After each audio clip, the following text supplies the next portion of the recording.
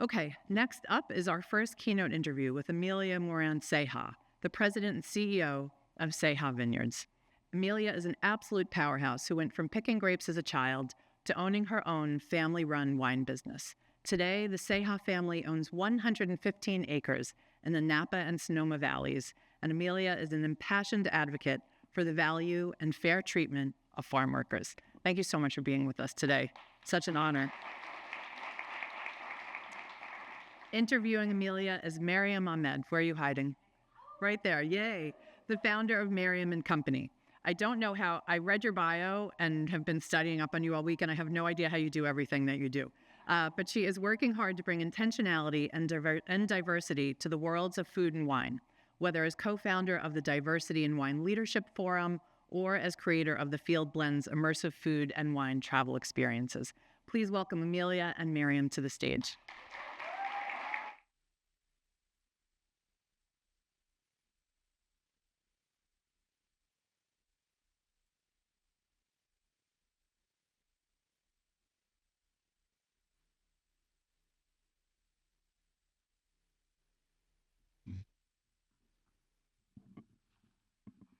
Hi, everybody.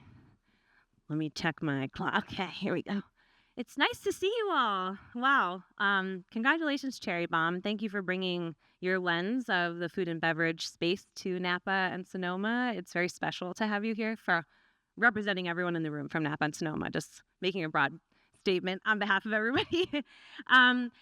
Really briefly, Carrie did an amazing job introducing myself, but I am a Napa-based consultant, and my company creates educational experiences in food and beverage for both food and beverage companies as well as private sector companies looking to connect more intentionally with food and beverage.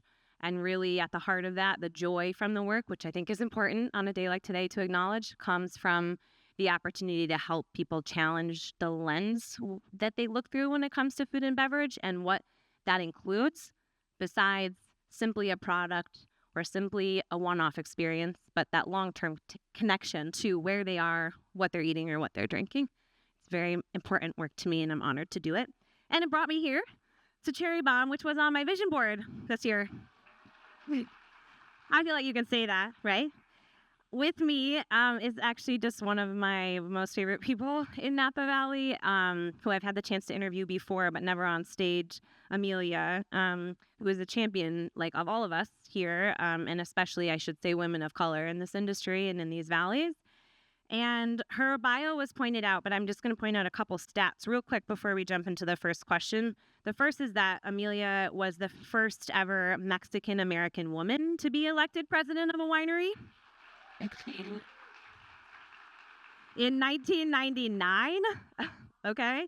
Ceja Vineyards is a family business. I think you hear that term a lot, but I'm going to emphasize it is a family business. And Amelia coexists with her family in that business successfully. Her brother-in-law is the winemaker. And something near and dear to me, and I think a lot of people that are especially on the agricultural side of this business that are here today, Amelia in 2016 received the Dolores Huerta Farm Worker Justice Award for her advocacy of worker protection when it comes to safely using pesticides. Just a voice that isn't given a lot of the time. So thank you for the work that you've done.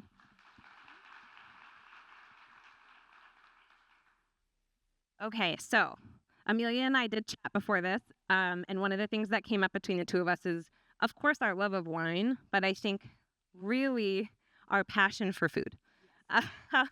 We are both from cultures that food really actually the central part of the table and not necessarily wine. However, it's the beverage we've chosen to champion.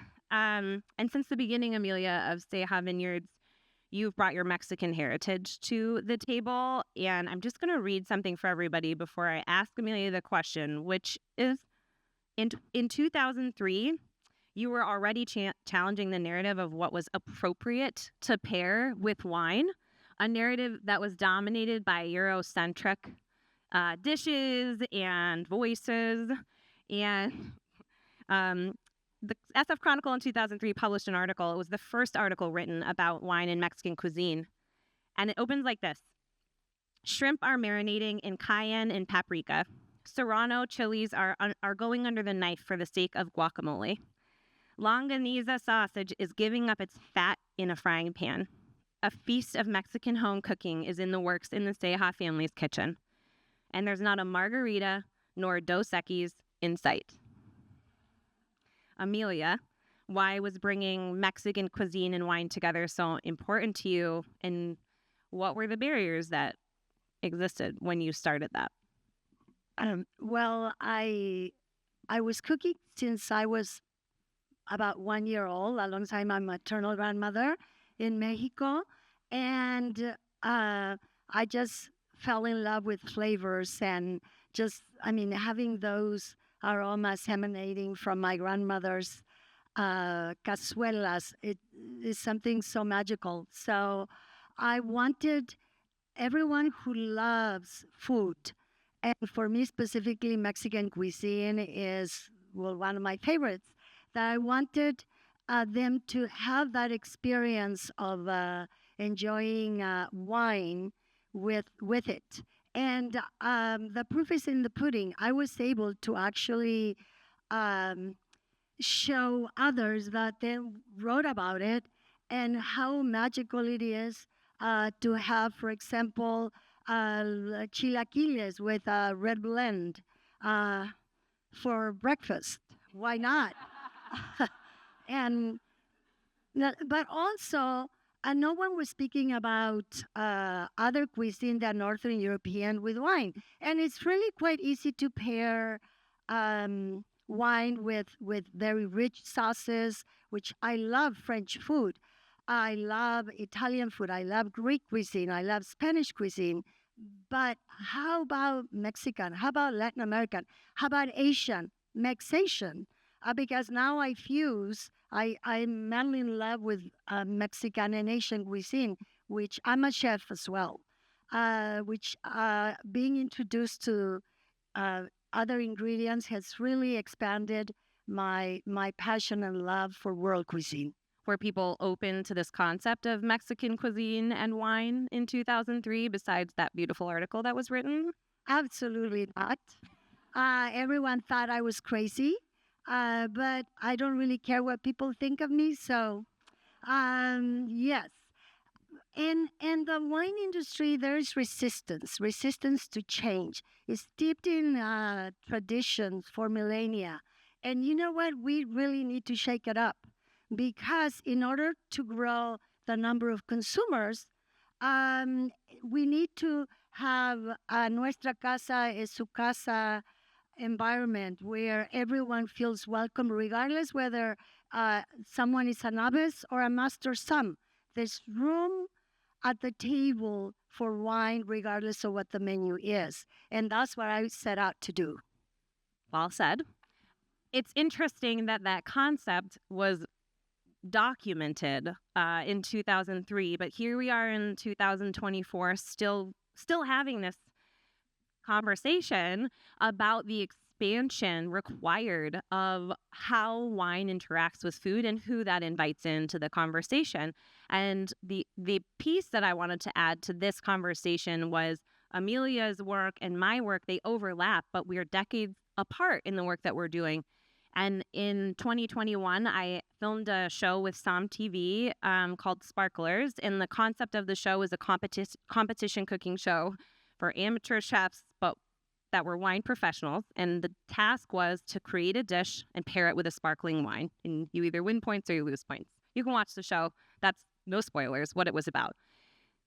In one of the episodes, harmless thing, but all of the dishes we were asked to recreate were European. Not a single dish was from outside the country of Europe. And one of the dishes was cassoulet. This was a challenge that we had.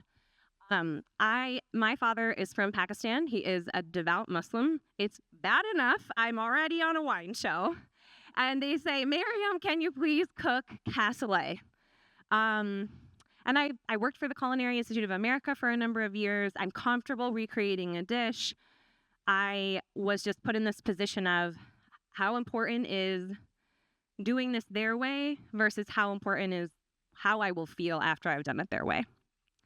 And luckily for me, I had a castmate who is one of my dear friends, George Walker, who was on that episode with me, our first episode of the show together, which that episode got us nominated for a James Beard Award in 2022. So I'm very proud of this.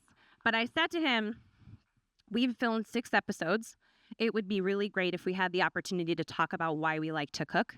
And this is unscripted. Are you open to approaching cassoulet with Indian and Pakistani techniques, creating flavor with spices, onions, and fat that might replace the feeling, texture, and taste of pork while we talk about who the hell taught us how to cook and why how we cook matters to us? And he, of course, said yes, because we're freaking best friends.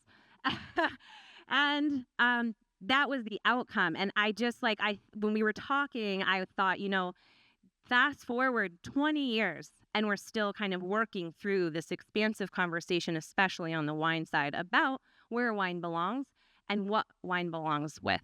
And I think, Amelia being the first, it's always important to know there are people coming after you and there are people that have gone before you that are beating the same drum and that are convinced we can accomplish this if we all keep trying. So it was just my ad. I do think there's an expanded conversation happening.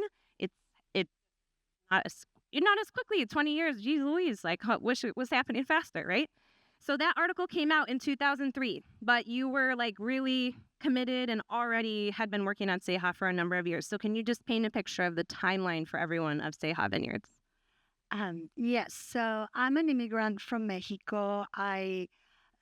In 1965, there was a major immigration reform under Lyndon Johnson, where anyone that had a green card in this country was able to bring their family as long as she could prove that financially could support the family. So it only took 4 weeks for me, 4 or 5 weeks for me to get my green card while I was still in Mexico. And I arrived in Napa in 1967. I met my future partners. They had just arrived here from Michoacan. I'm from Jalisco, the highlands of Jalisco. And we met in Oakville picking grapes. We didn't speak English. I told my dad I was going to have a vineyard of my own someday. And he said, of course, mijita. Fast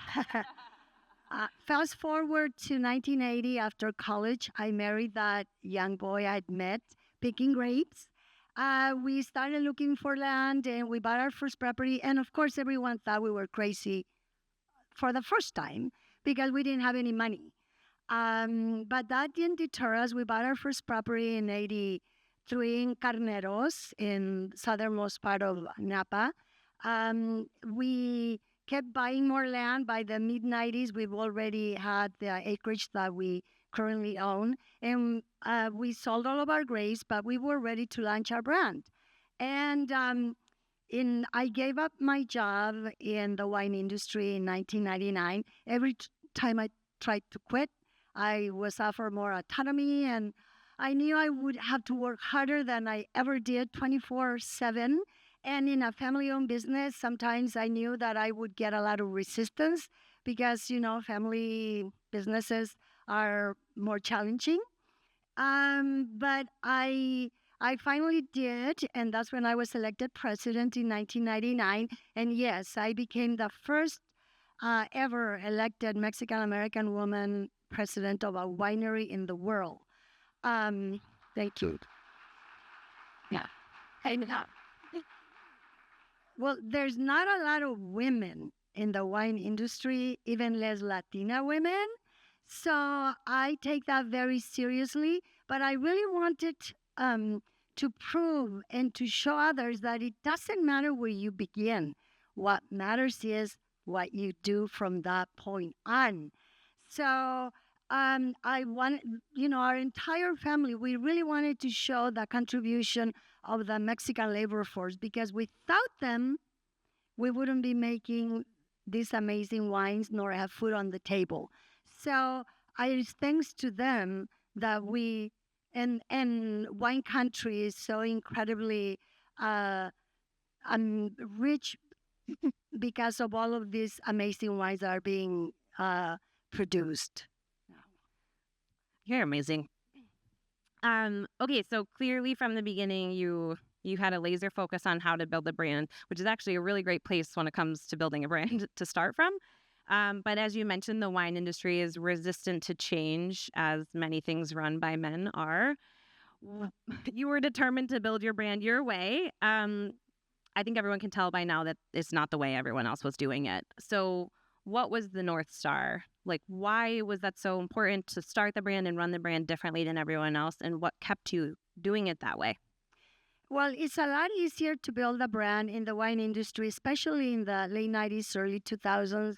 If you send your wines to the influencers of the time, like the Wine Advocate or Wine Spectator, the Wine Dictator. Um, but we decided, and to be honest, my winemaker brother-in-law, Armando, nor I like the wines that are rated very high by either one of them. And we say, why would we ever want to do that? We work so hard to consistently produce this amazing grape source.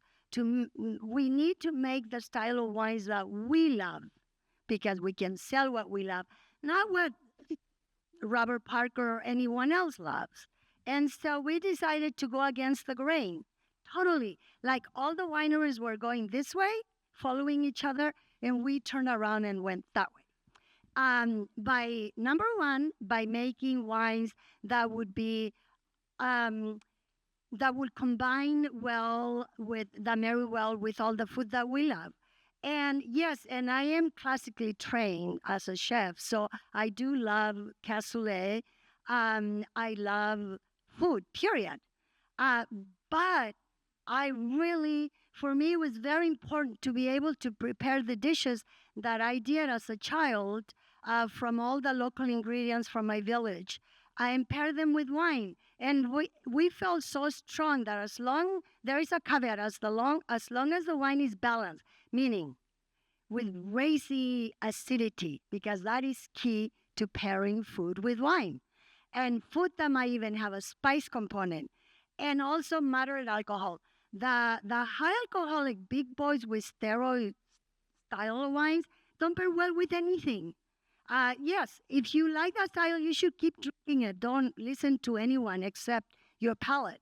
But we don't. So we decided, okay, so we're going to harvest our grapes at lower bricks. We want to capture the freshness of the fruit rather than the raciny, pruny characteristics. And in Mexican cuisine, we literally squeeze a few drops of lime to practically everything to brighten the flavors and to bring everything together. So you also need that acidity present in the wine to cut through the spice component. So we were able to prove that. And guess what? I still remember when that article came out, we had just donated a live lot for the land trust that actually sold twice. The Duncan family of Silver Oak bought one of those lots, and I was told, can you donate us a second one, the same, and the Chapelet family. And yes, and I had just paid it like maybe a couple of weeks before when the article came out on May 1st, 2003. And they immediately contacted me and told me, why didn't we think of that?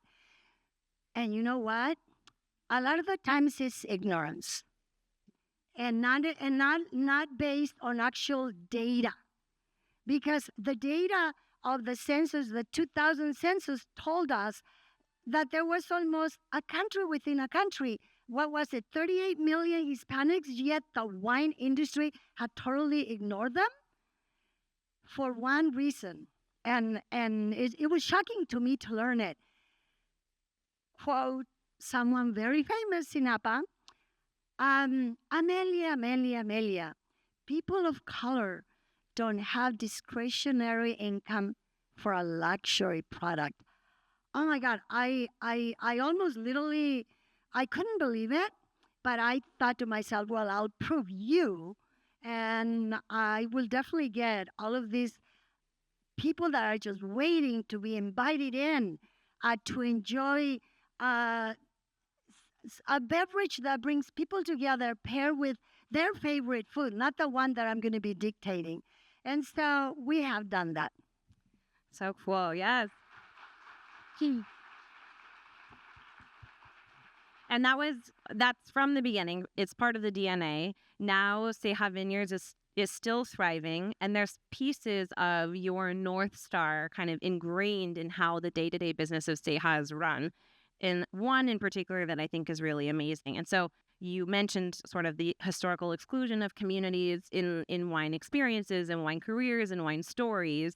And your approach to that, especially when it comes to hospitality, I think you have something really cool going on at the Vineyard. So can you tell people a little bit about what the experience at Ceja looks like now? Yes. Well, everyone that walks through the door of our tasting room, if we're not on hugging terms when they leave, we haven't done a great job. So, but also, it's in our bylaws and in our handbook that every single person that works at Ceja must be bilingual. You can't dictate what language. It could be any language, but it just adds another dimension, and that right away, all of our guests feel so much more welcome.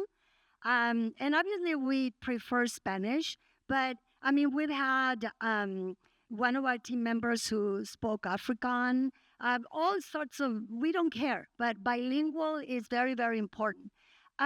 Plus, when one goes to a tasting room, it's so important to also have those that pour the wines look like us. And unfortunately, in wine country, there's still so much work to be done because that is not the case. So I mean, even though we are tiny, we definitely communicate what we're doing to others. So hopefully, and I see increasingly, I do see changes, but it's really incremental over a long period of time. Definitely. I think what you're doing is part of that change, quite obviously. I think it's so amazing to get a bunch of female founders together and to talk about how badass we are. And it's super easy when you're in a group like full of them. But I know that while choosing this path was in your heart and you weren't going to stray from it, that there were times of doubt. I mean, you're choosing the harder path, not the easier path. How did you overcome it? I mean, all of us in this, does anyone not have doubt in this room? I want to get your contact information. How did you manage the doubt that came with going the different way? Well, often I would wake up in the middle of the night with sweats. I said, am I mean, yeah, doing the right thing? It's a harder path to follow, but I would totally tuck myself out of those doubts because I would say instinctually, what legacy does Ceja Vineyards want to live? And what exactly do I want people, wine consumers, to feel when they come to visit Ceja Vineyards? And it literally, because your mind can play such games, and I would just literally make myself snap out of it because I said I feel it instinctually, so it must be the right path to take, and that's hard to do. It's so hard because my husband would say, "Oh, just go back to sleep." I said, "No, but I have this great idea," and just stay true to your instincts because you know what? They're always right, especially if you feel them in your gut. So don't ever diverge from your ideas. And I have our wines have been served at the White House a few times. So that, yes.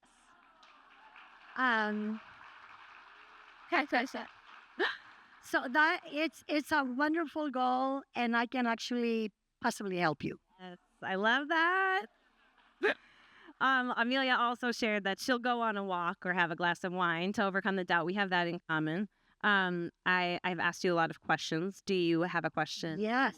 told me she had a question for me. So, because I mean, you are engaged in so many aspects within the food and wine industry, and both of us as women of color really engaged in our community and doing so much. You have so much on your plate. How do you stay focused but still outside the box? Well, I would say, I think when I was listening to you talk about doubt, I was thinking like one of the things that I do. And there are women in this room who are on this call list, who I call to say like, oh my God, I must be crazy, and then they're the ones that reflect back to me like, no, you're like doing exactly what you're supposed to be doing, and please keep going, and that's so important. And those people also reflect a lot of my identity. I think specifically as someone who's first generation with complex relationships, to like immigrant parents and like all these things that make us us. I think it's what keeps me out of the box. But I think that could be said for anybody in this room. And I think having people that help me like lean into it is what helps me stay kind of going, keep going, I should say. And then the other thing that helps keep me going and keeps me moving out of the box is actually like the day-to-day experiences that I get to have in food and beverage, especially when I get to see someone interact with wine or challenge themselves personally because of the way they've made a discovery about themselves through wine and food. That is like, oh my God, I could do this for the rest of my life if just 10 more people have this experience. And that's been true my whole career. And it's like just my little dopamine hit every time I'm like, oh, I have to stop this, cash in my chips. I'm going to just go work somewhere and clock in and out. I have this experience that's like, here's the funding for that project you asked for, that you asked for more money for. Or here's someone who calls you and says, I met you 3 years ago. I went to a program that you offered, and I wanted to tell you specifically the impact it's had on me since then. That kind of call, one of those in your lifetime, will tell you you're doing right the hell what you're supposed to be doing, like immediately assuring. And I think like those moments are the keep you going moments. And then also the opportunity for me, because I can't help it, to ask myself, how could I do it again? And how could I do it different or better? It's the way I'm hardwired a little bit, I think. And people like you, seeing what you've done, and seeing people like Tanya, and like just people who are not only doing what they're doing, but making sure you're doing what you're doing. That's what keeps me going. Thank you for the question. And I love you so much. Oh my God. Okay. Last question. Right on time. We did so good. Okay. Well, we talked a lot about the past. We talked a lot about your imprint on, I don't think just Napa and Sonoma Valleys, but obviously huge imprint on Napa and Sonoma. If you're the first at something or of something, and you've come this far, like what's next? What does next look like for you? I want to inspire others to do something that they're passionate about and that feels outside of your comfort zone. Like right now, close your eyes and think of a moment that you felt that it was totally outside of your comfort zone. You had an idea, but you talked yourself out of following that idea. Snap. You have to follow that idea because no one's going to do it for you. And it is you. You are the author of your own story. I mean, it's in your hand. I did that, and my grandmother really inspired me. And she never went to school one day in her life, but she is the most emotional, intelligent human being I've ever met. And when I left Mexico as a 12-year-old, she told me, "Mija, it doesn't matter what you do." And this said, puede ser una barrendera o una presidenta de una empresa, pero tienes que saber más que todas las demás. So basically, she said, you could be, it doesn't matter what you do. You could be the street sweeper or the president, but you have to be the best street sweeper and the best president. And I have taken that very, very seriously, and I will never give up. But what is in store? I really want the world to know more of the history of wine in Mexico. The oldest winery in the Americas is not in the United States or Argentina or Chile. It's actually in Mexico. It was founded in 1597. But what the king giveth, it also taketh away. And we had prohibition for a very long time. So I want really people, wine-loving consumers, and to really know the history of wine in the Americas. And it really does start in Mexico. But I also want to, I care very deeply about health, specifically diabetes and all of the chronic health issues of the world. And I have a minor in nutrition as well. I went to UC San Diego in Southern California, but I also have a minor in nutrition. And I really want to start, I haven't said it to anyone. We better say it now. I said so. But I do. It's actually, comer es vivir. Eating is living, and is to teach. We already have a YouTube channel at Xavier's, but this is going to be mine, and it's literally to eat to live for health, and that is definitely a very huge goal. And I already have. It was still available, so it's Comer es Vivir. It's coming up. So you said it here. Congrats. It's going to happen. Yeah. If anyone can do it, Amelia, it's you. And I think, you've done it now in the presence of Jen, and she's going to be in the White House, and like all these things are going to happen.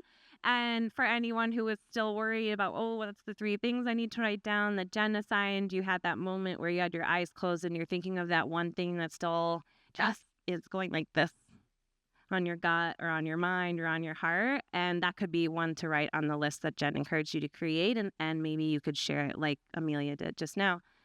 Thank you all so much. And thank you so much for everything.